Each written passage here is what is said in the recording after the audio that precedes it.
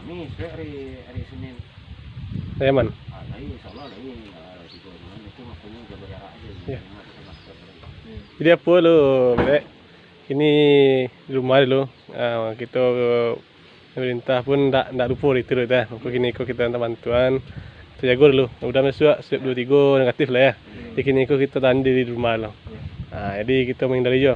Kita tahu ini Durga kau sakampung. Itu angkanya. Bidan di area mana apa tadi kan? Ya. Kami yang sibuk kami di dalam ladang ni Pak. Itu ya. Jadi itu dulu kita sama jago lo. Ya. Kasih you, Dek.